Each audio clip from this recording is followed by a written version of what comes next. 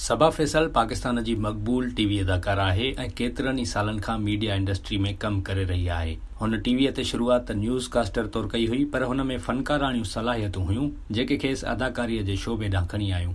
सबा फैसल मुख़्तलिफ़ तकरारनि जो शिकार बि रही चुकी आहे, जॾहिं त पंहिंजे इंटरव्यूज़ ऐं बयाननि में नौजवान नसुल लाइ पैगाम बि ॾींदी रहंदी आहे। ताज़ो हुन हिकु टीवी शो में ॿुधायो आहे त नौजवान छोकिरा अॼु बि खेसि मुहबत जा पैगाम मोकिलींदा आहिनि। इन दौरान हुन इहो बि ॿुधायो त संदसि शादी एॾी कामयाबु छो आहे। हिकु शो में शिरकत दौरान सबा फैसल चयो त हिन उमिरि में बि खेसि 22 सालनि जे नौजवाननि जा मुहबत वारा पैगाम ईंदा आहिनि ऐं पैगामनि में संदन चवणु हूंदो आहे त हू मुंहिंजे लाइ कुझु बि करे सघनि था, हू मूंसां मुहबत जो इज़हार करणु चाहिनि था। इन ते अदाकारा नौजवाननि खे इहो जवाबु ॾींदी आहे त तव्हां अचो त मां तव्हांखे पंहिंजे पोटे सां मिलायां, उन खां पुछो पोइ मुहबत जो इज़हार करियो। सबा फैसल चयो त हूअ हर ॻाल्हि पंहिंजे मुड़ुस खे बि ॿुधाईंदी आहे ऐं अहिड़नि पैगामनि जी मुंहिंजे मुड़ुस खे बि ख़बर आहे। कामयाब शादी जे हवाले सां ॻाल्हाईंदे संदसि चवणु हो त संदसि मुड़ुस फैसल साणसि मुहबत कंदो आहे ऐं हूअ बि खेसि ओतिरी मुहबत करे थी। हुन चयो त असां ॿिन्ही विच में मुहबत जो सबबु इहो आहे त मां कम जे सिलसिले में कराची में रहां थी ऐं मुंहिंजो मुड़ुसु लाहौर में रहंदो आहे। जेकॾहिं ईअं न हुजे हा त असां ॿिन्ही विच में एतिरी मुहबत न हुजे हा। हुन नारियुनि खे सलाह ॾिनी त मर्दनि खे हमेशा औरतुनि जा रोमानवी लफ़्ज़ पसंदि ईंदा आहिनि। इन मां ज़ाहिर आहे